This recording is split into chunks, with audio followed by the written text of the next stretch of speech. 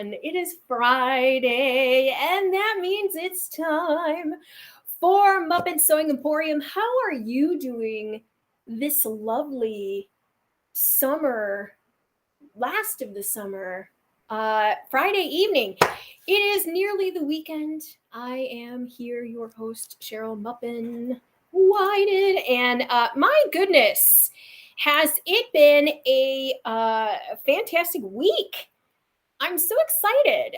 We had a busy week. And can I tell you, we have found out some more information about this building that is a little bit like doing genealogy. Who have done a ton of genealogy on my house, on my family, not my house. I mean, I'm doing it now on my house, but not before this. So, but I always was interested, even in the previous homes that I lived in, to know who or what families lived in that house before me.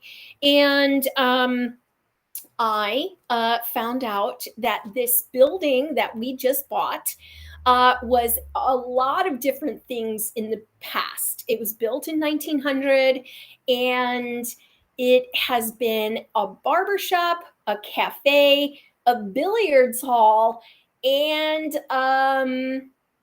many iterations of those over and over again. So it's been kind of fun to learn all about those. If you're out there, you can hear me, say hello. I would love to hear from you.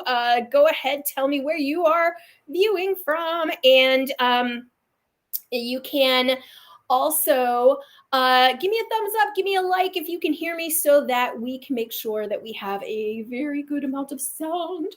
I am having a great day today. I don't know about you, because I've been sewing today. I've been sewing all week. It's all by hand, so my hands are very tired. Indiana is where Terry is from. Thank you, Terry. Great to see you here. They're great to see all of you always as well. What's going on? Well, part of that is we are prepping for going to Arlington Heights on Tuesday, where I will be at Linda Z's Sewing Center. And for those of you who are familiar with the Chicagoland area, Linda Z's is one of the premier sewing centers in the Chicagoland area. And I'm going to be part of the Shannon Fabrics sewing on Tuesday with Teresa Coates. I can't wait to do that. That's going to be a lot of fun. What else is happening? Oh, right. We're going to Fredericksburg, Virginia. And I'll be teaching a ton of classes there at the Original Sewing and Quilt Expo. That starts on September 29th. So if you are in the Virginia area, we will be heading your way.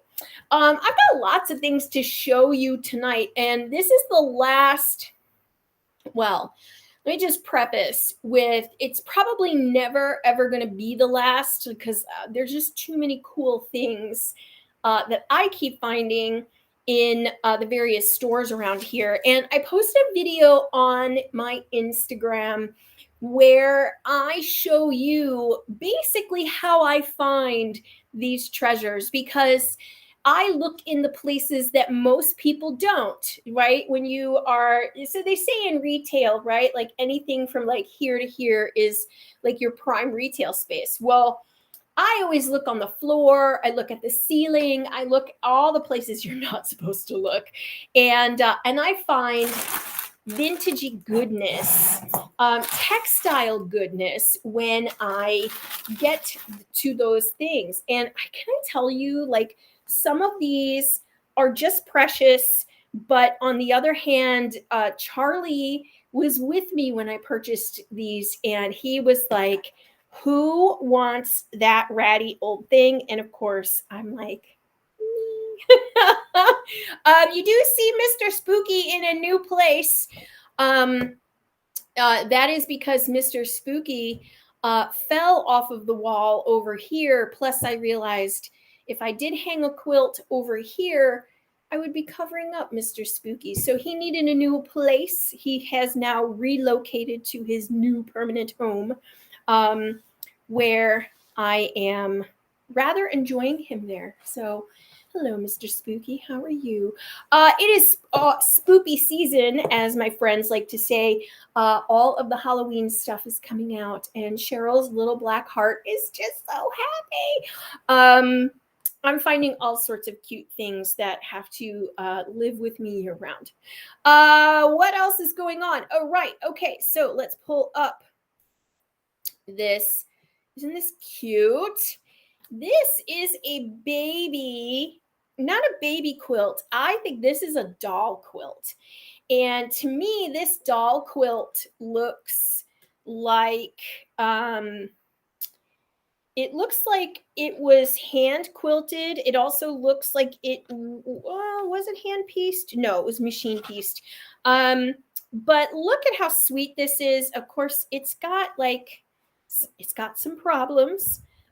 It definitely needs a good wash, and I think it will wash well. None of these fabrics feel particularly frail, except for this one here where there's a little hole and the hole goes all the way through.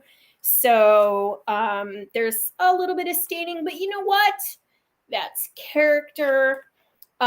Charlie was like, that probably got peed on. He thinks everything contains pee. He's like, why would you want those things? They probably were peed on. So I'm going to take this home. I'm going to give it a good wash. Cute little thing. But again, it was folded up like this, and it was in a basket on the floor at the vintage shop. And I couldn't pass it. Couldn't pass this one up, just like I couldn't pass this up either. This is going to, this one, I'm trying not to put them on the floor. There we go. Just move some stuff over here.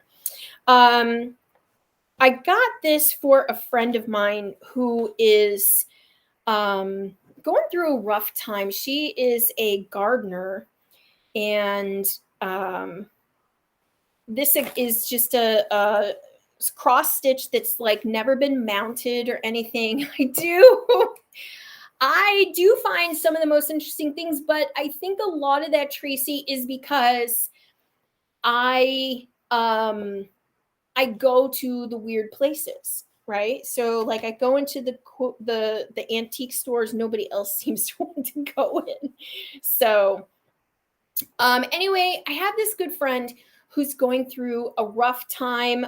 She's moving, she's buying a new house, lots of changes going on in her life. And she is my former neighbor, and she's got to be one of the best gardeners that I know. She can make anything grow. She's very picky about her plants and things like that. And I just thought that this was so adorable. It's got, the little house there, with her, with her moving into a new home. It's about her garden. And then this really, really touched me, the Garden of Hope, because she really needs that, that right now. And so, yeah, I just feel like this was very sweet, very hard to pass up. Can I tell you, this was like $2. $2. And somebody, made this crochet or cross-stitched it with their hands, and it was in a bin for $2. So, it's those things that really get me. They get me right in the gut. Now this looks to have been very well taken care of, and this is a shelf runner, a shelf scarf. The was done with crochet. You can see how this you can see it's flat on one end, and that's the end that goes up next to the shelf. And then, or you could put this on your bookcase or whatever. But then you would have these sides here that would hang down, and this part here that would like drape in the front of the the thing. And it's got these beautiful flowers, and you can just see how it was attached just with just the littlest tiny stitches. It was hand sewn on. Now this was the same, this piece, again, when I am looking at this, right, I'm like, oh, there's a little stain and I don't care. And there's like some fluff and I don't care about that. And is it perfect?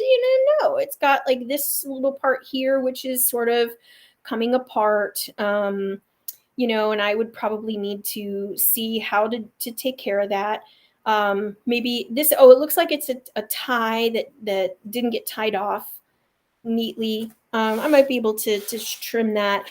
Anyway, this lovely little shelf scarf, got it at, what I thought was a bargain for $8. So again, all of this beautiful handwork, which takes like so long to do, right? And I'm not going to sit down and take the time to do it. But somebody did keep this, and when they laundered it, it's very well starched.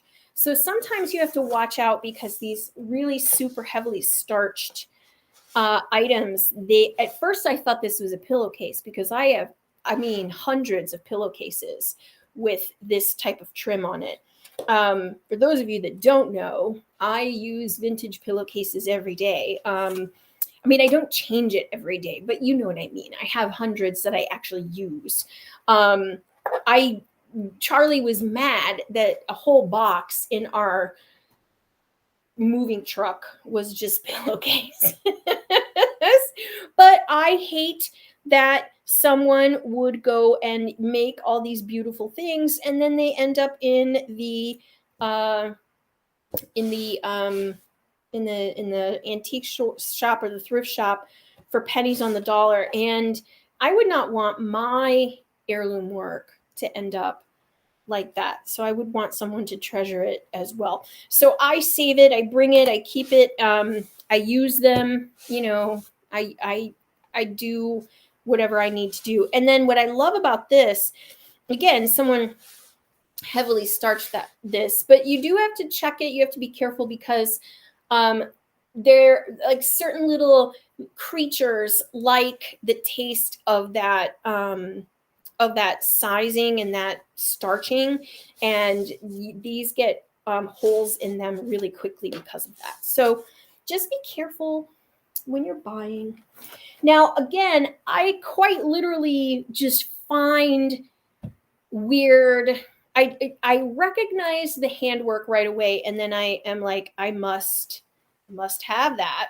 And this was one of those. And what I intend to do with this is to probably quilt it. But this is a cross-stitched table runner.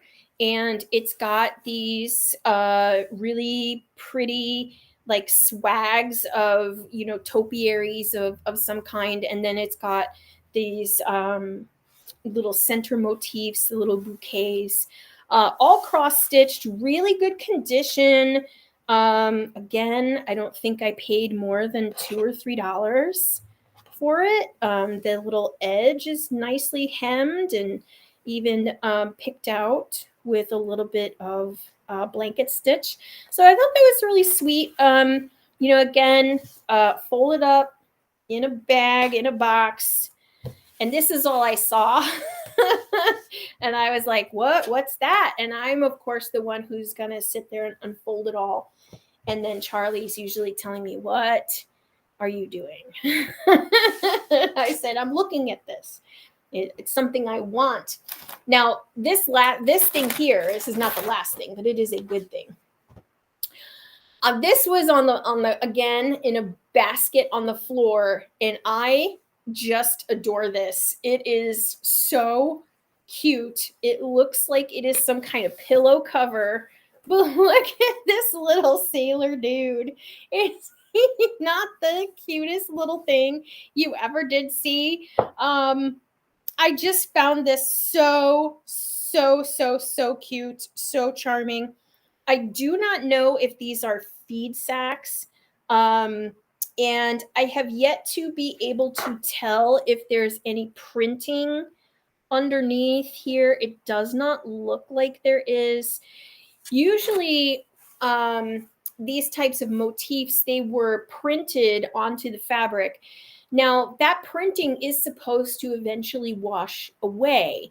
A lot of times we find these embroidered blocks and we don't know that they have had, a design underneath them. Now, yeah, he's just so cute, this little guy. I just find him really adorable. So, anyway, he's a little sailor. He's on his little boat. You got the little birds. You've got a really pretty little cloud here. Again, just so cute. Can you believe this was $2.50?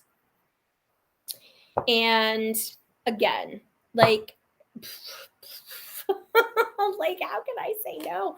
I picked it up and I said to Charlie, I have to have him. And my two of my three, I have three grandfathers. So don't get it twisted. My grandmother divorced in the 1950s and got remarried, and so I had two grandpas. And so both my grandfathers that my grandmother married were soldiers. They were in the Navy, and so I had to have that. So anyway, this reminds me of my grandpa Corky. That was his nickname, Corky. And so that's Grandpa Corky's. This is another thing that I really found super cute. Charlie did not appreciate this. This was $8.50, but it's kind of large because it is a full-on tablecloth. And here is, I just found the colors to be very soft. These remind me of modern quilt colors right now. You've got like that soft gray, these teals and pinks and greens. Just feels like a modern quilt. And again, we have this large expanse of negative space. Charlie initially thought this was a blanket, and I had to remind him that no, it was not. And it is actually a tablecloth. Now, this would be considered like card table size. So a lot of tablecloths, kitchen-y type tablecloths, were not very big. They certainly weren't big dining room style tablecloths. They were pretty in the corners. They usually did have these like motifs like out in the expanse of the tablecloth. This is kind of a wider weave kind of fabric. It's not linen. But it's a little bit of a coarser weave, but you can see here a little bit of picked work on the edge. So really, really pretty. Look at that. So even a pretty back. I tell you, if I did crochet or not crochet, cross stitch, my backs would not look nearly half as good. A little bit of stain, right? But that's where you put the flower vase. So, and again, $8.50. I can't pass it up. Charlie's always mad at me. But you go in with a little bit in your pocket and you do what you got to do. Now, I am not typically the market for chenille, and that's what this is. This is a good old-fashioned chenille. You can get chenille kits today to make chenille bedspreads, but that is what this is. It is a chenille bedspread. And it is in shocking 50s, 60s era pink. It is child's bed sized. This is not large enough for a full twin bed or anything. But this is going to give you a little bit of a sense of what's on this this lovely and it is this crazy looking rabbit. Now, when I held it up, of course, this stain is the only thing that Charlie could see and not unsee. And if you look at the chenille back, okay, this is the front, and here is the back. If you look at this weave of this fabric, this is like almost the same as kitchen toweling that you can still get now, which is what I found so fascinating about this piece. Not only that, of course, here's the yellow stain that Charlie's like, ew. And I said, you know, a good wash will do this little thing wonders. I don't believe it was more than like $18. But here's the bunny motif, and it feels a little bit like terry because the loops are not cut into. You can see they're kind of done. I would think a lot of this chenille, when it was made at the time, it was done very much like with a tufting gun is now. Like, I think that's how they were done. But there's a little bit of damage here to this little flower, so we'll just have to trim that. And it does have some stains, and it does have some, you know, like it looks like it's been used as like a paint drop cloth at one time, you know. You just never know what these types of things have had as far as a life in their life. And again, like I said, Charlie just sees all the grossness. I think it can get washed and it will come out really nice. Does it stink? No. So it has been laundered. But, you know, and I have another quilt that I bought. It was a cutter quilt. It was just in a box that said cutter style quilt, $6. And I bought the quilt. It stunk so bad. It smelled moldy, musty, whatever you want to call it. It stunk really bad. Took it home, have washed it, dried it, smells way better. Probably needs to be aired out even more, but it's in fantastic shape. And how someone could say that they wanted to cut it, just breaks my little heart. So there's a cute little butterfly here. I thought that was really sweet. Again, you know, just as like an Easter time decoration, you know, here in the shop, I just thought it was really cute. Couldn't pass it up. So again, Charlie does not think that it is, he thinks that everything is full of gross. He's not wrong, but you know, yeah.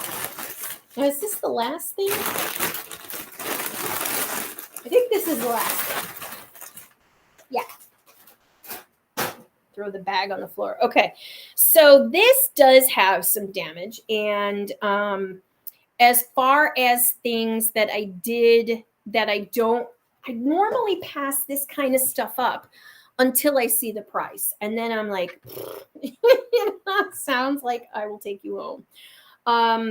There's a lot going on with this pretty little quilt. And I can see other people choosing to turn this style of quilt into a cutter quilt or what have you. But let's open up the motif here so you can see it. And it is these these butterflies that I believe are made out of shirting, because there's a lot of them. And there's a lot of the same, like you can see these two here are the same, and then you have like these two here are the same, and they kind of go on and on. Now there's some staining, okay, there's like some stains there, and it is quilted, but the quilt batting is like migrating all over the place. It's got hand quilting on it, and very like, this is a piecer after my own heart. Right? Yeah, Mary, I like this one too. It's really neat. This is a piecer after my own heart. Like, these squares don't match at all. Like, look at this. Look at that. Look at that. Didn't even come. There's not even, they're like way off. Don't even care. This one, really nice. Other one, not so nice. Also, this was much bigger. Someone cut this down. Why? How can we tell? Well, here is part of a butterfly that I will tell you no maker in their right mind ever takes part of a butterfly and just sews it like that. And there's a couple of those. And you can see here's some damage. But, this damage is pretty easy to repair. The back is a white cotton. You can just put a piece over here to stabilize this area, and then either do the same with this front. You can find a pretty little pink. Now it's funny because this is the second pink and white quilt that I have rescued so far this year, and I am starting to feel like there's a little pink and white going on. But these little butterflies, they're very crudely drawn. This one is upside down. And it's not like the rest of them are like go that way. That one is only one that is upside down. And here's what the border would have looked like. They did attempt to do a border on this. So that's how I know this was bigger. Here's another half butterfly. And again, that's because they took this quilt and cut it down from what it used to be. So, which is really a shame because these are my favorite ones on the whole thing. But they're little crude butterflies. Charlie did not have a very positive thing to say about what he thought that shape was. It is what it is. Yes, again, some yellow stains. Charlie's like, it's pee. And I'm like, it's not pee. I mean, it could be pee, but anyway, I just thought this was lovely. Look at this. This is how sweet this is. And so I rescued this, $15. It's in worse shape than the $6 cutter quilt that I saved. So yeah, I find the ones that have like the irresistible price, and then I'm like, I will take you home, and then and we'll be friends, and you'll live in my stash, in my quilt stash. Usually what happens to these is they go, I'm pointing to the other side of the room, but they go to the quilts that are on Heirloom Afternoon. So they either become, like set quilts, set decoration quilts and stuff like that. But again, right, this is someone's handwork. And here's something to show you too about how they did this. Like, look at this. It's a heart. It's two hearts, the double heart hand quilted motif here. And that, again, somebody loved this. Somebody, saved these fabrics from whatever they were part of and put them into this quilt. And, that this was a treasure to someone. And it was $15. And I couldn't say no. So, Robin, how are you? I just talked to someone else from Oklahoma this week, and I realized I've never been to Oklahoma. So it looks like I need to make a special trip out your way. It's one of the 4 states I have not been to. I've only been, I have been to every other state except Oklahoma, North Dakota, and Arkansas, and one other. And so I'll end up getting them all. That part I don't have any doubt. All right, don't forget Heirloom after the Heirloom Sewing Technique Box of the Month kit is the pincushion doll pattern, a pincushion doll from my collection, and move all this other stuff out of the way. So a square of fusible interfacing for your doll base, some of our needles, and our skull guitar scissors. So this is the Heirloom box for this month. You can pre-order it right now over on our website. Where is it? There we go. All right, so you can get that at shop.muppin.com. You can get that today. It is for sale, and then we will ship these out on October 10th, I believe. We have everything ready to go. So these are ready to ship on the 10th. So pre-order now. We've got these really, just these awesome half dolls from my collection. So you might not get this doll, but you will get a doll from my collection. And so that's really cool. I'm really excited about this box. And you get my pattern so that it will make a base for any size half doll. So that was the, it will be any half doll size you can use. And it will tell you how to scale the bottom so that it looks proportional to the doll. A lot of times they look a little weird because the doll body is like the same size as the dress, and you're like, where are her legs, Lieutenant Dan? Lieutenant Dan, she's got no legs. So, you know, what I do is I use give you the golden formula to make the proper size base so that she will actually look proportional to the dress and to the top. So that is part of this new heirloom box for the month. I am very excited about it. And right along with new things, we have a new catalog.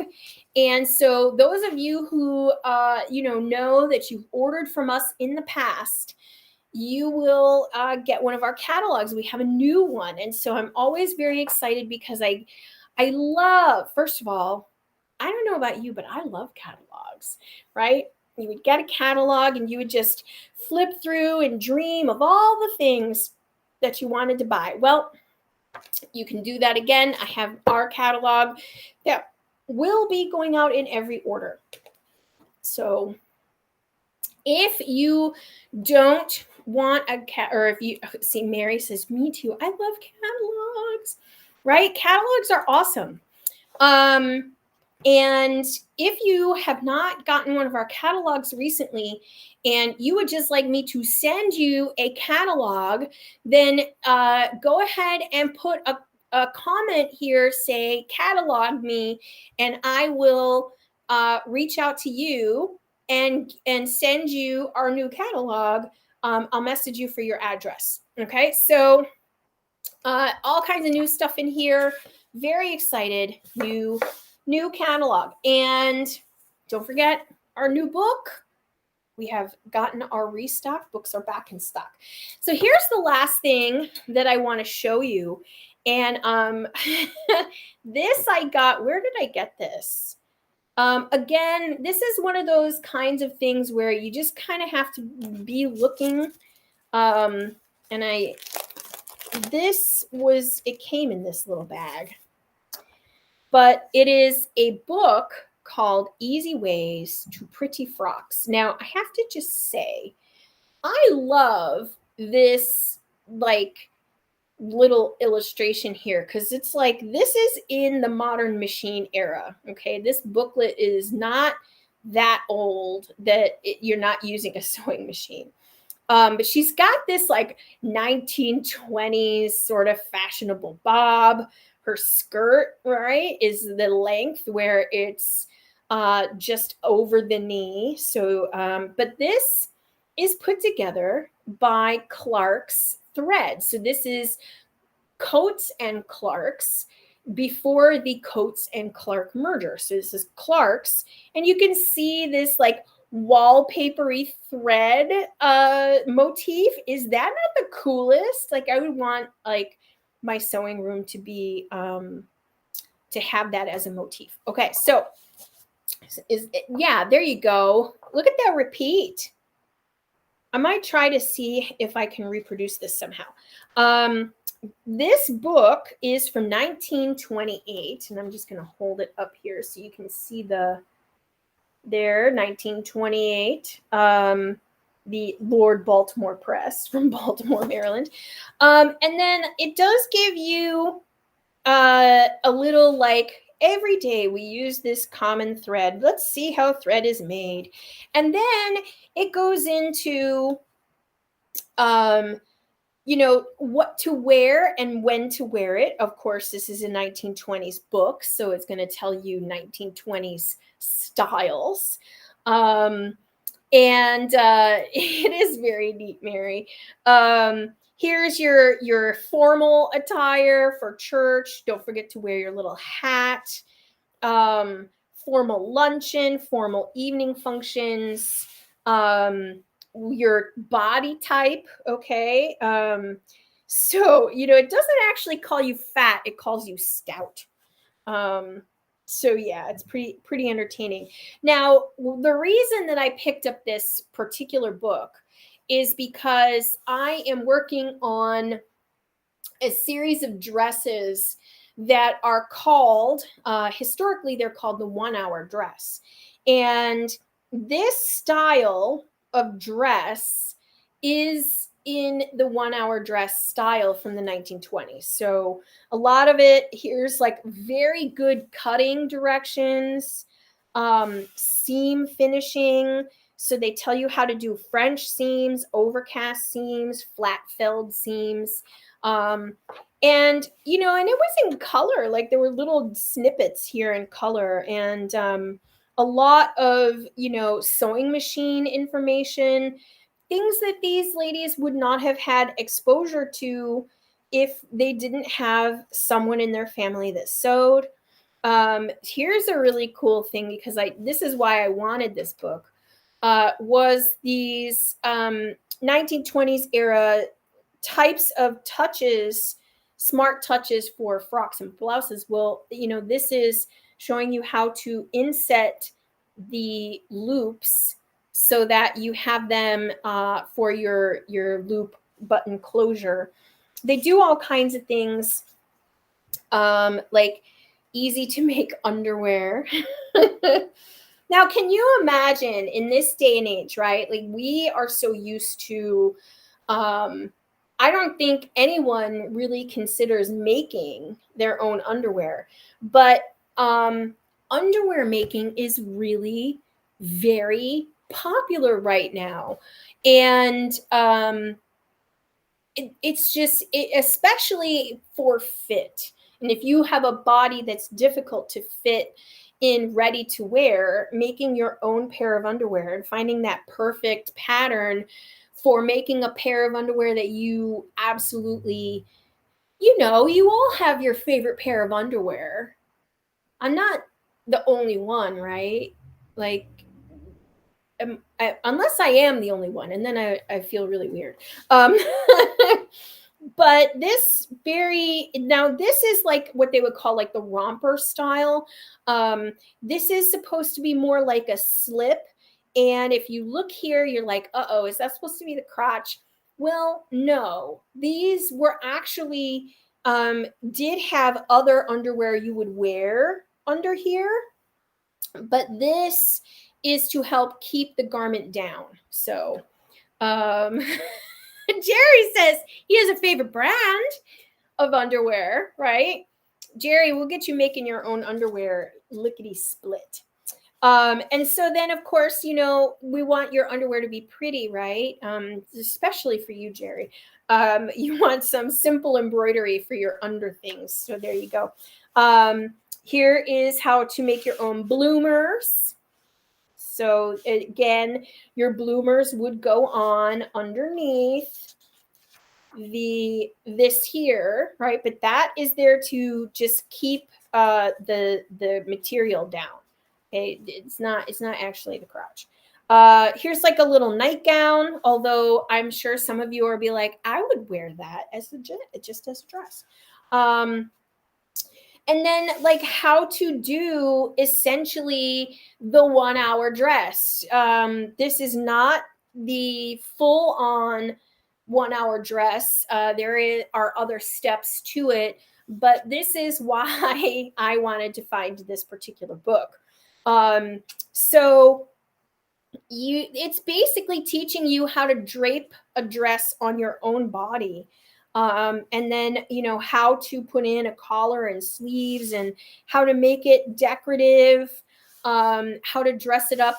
So these are the things that I was looking for as far as this 1 hour dress concept, because there are books and books and books all about how to take the 1 hour concept and continue it and make it even, fancier and fancier to the point where you're no longer, someone who looks like they're wearing a dress that is handmade. And so that's what I wanted to focus on was, and how can we modernize that 1 hour pattern and make it something that we can all be part of and want to wear. And of course, you're looking at this and it's like, that looks crazy, but then on the body, the way it drapes it, you're thinking like, oh, that's really cute and I want to wear that.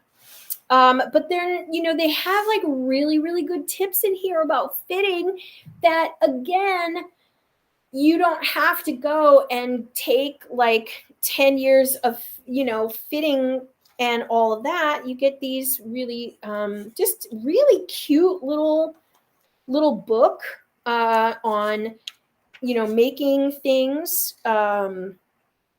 Here's like how to, economize at the remnant counter. Remember, this is 1928. This is not even the Depression yet. That's a year later. So this thriftiness was always something that people who sewed did. And then, of course, at the end here, you have like essentially a big ad for Clark's or threads. And these books, again, I find them all the time. I try to pick them up where I can, because there's always, always, always a nugget, a really, really good nugget of information in here. And I just love that. It just really always gives me a lot of encouragement to just try. Like what you're doing, you're just chopping into fabric, right? It's just fabric. And make your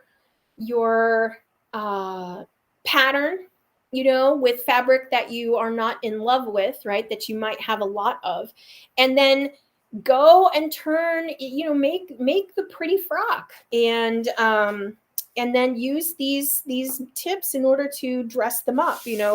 Here's like how to gather edges, how to do pleats, how to do an apron. I just think that they're really sweet. It's, again, over time, what we are losing in a way is generational knowledge. And there were women who, at this point in time, were taught to sew.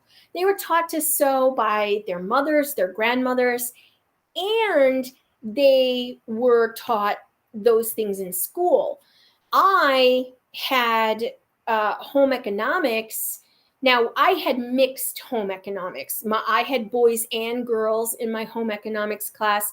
I had home economics as early as fourth grade, and I had it really dedicated hardcore, like home ec class with the cooking and the sewing.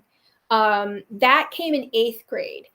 But by the time my sister went to school, who was 10 years younger than me, she did not have home economics. So if you had home economics, let me know in the comments, because so many people had home ec, and that's where they learned to sew, but they weren't taught, like, they were taught basic sewing, like you could sew on a button or operate a sewing machine with, but if you were set down in front of a sewing machine today, not having done it in so long, would you know how to do it? Well, this generational type knowledge was already starting to go away by the time the 20s, the 30s, especially 40s, 50s, and down.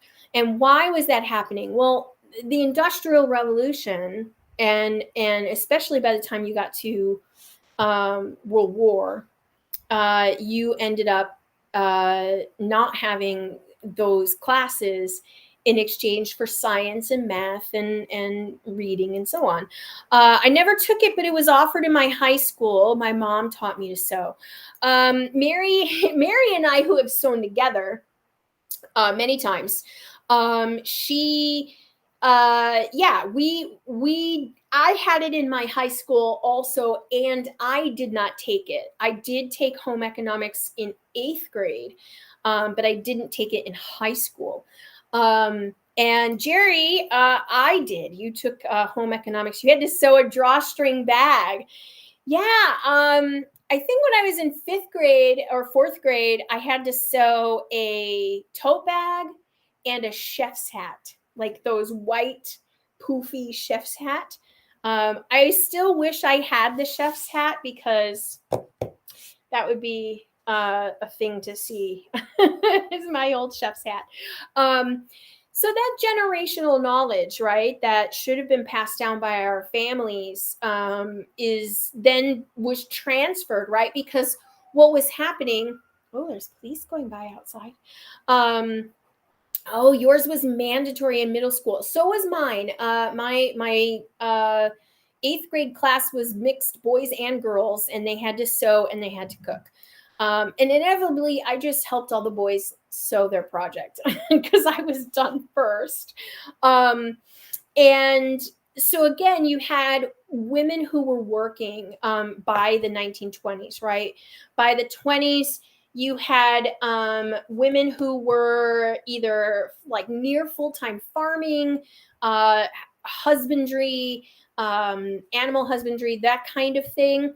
And there wasn't time for the working woman to pass down this information. So the school had to provide it. These booklets had to provide it. It doesn't seem like that, but it is. Oh, Nicholas. So Mary and Jerry's son, Nicholas, took a class in middle school. I made a duffel bag. I'm curious to see if there will be any sewing classes for Max. Max, he did take some sewing classes from me, did a couple sewing projects with me when he was here last year. This summer we moved, and so he didn't do any. But I think he really liked it, the sewing. He's very good at math, and so I think he was very could see the practical uses for math in everyday life. I just think it was a really cool thing that, again, so currently there's big discussions in the sewing world about whether or not we can revive home ec or have home ec come back in some capacity in schools. And I would love to see that. I do know that that's where my first encounter with sewing machine was, and I enjoyed it. I can't say that it like forced me into it. I think what forced me into sewing full time was costuming, and I think Mary can vouch for that with me. It was the costuming side of things, the Renaissance fairs, the theater, the we were big Dungeons and Dragons nerds back in the day. We would run around in the woods with swords, and we would sew all those costumes. And so I know I'm not talking like out of school with you, Mary. I know. So yeah, I would say that it was costuming that got me into sewing. And of course, once you learn those skills, then it became like, oh, well, I'm an adult now and I can make my own curtains and my own pillows and decorate my house and those kinds of things. And it just goes on into, I'm going to try making a quilt. And that's where I got stuck in the quilting world for a really long time. But you could almost say that like my introduction to more full-time sewing was through cosplay and costuming and things like that. So I certainly then did it as a college major and things like that. So here we are. So anyway, my friends, it is time for me to go. I have more hand sewing left for me to do. I have been watching a lot of Netflix, getting my hand sewing done, working on a really cool project that I cannot wait to show you. And I can't show it to you yet. So I will absolutely be back here next Friday. Come back and stay tuned for more of that. If you are so inclined, it would be very lovely if you could look into our shop and see if anything there tickles your fancy. We had some unexpected bills this week. Corporate taxes were due. So yay. So again, my friends, great to see all of you. Have a wonderful weekend. If you're in Illinois next Tuesday, come on out and see me in Arlington Heights. And the show starts at noon at Linda Z's. Come on out. Would love to see you. Take care of yourselves. I hope you all have a great weekend too. Thank you, Mary. I will see all of you next week. Take care. Bye-bye.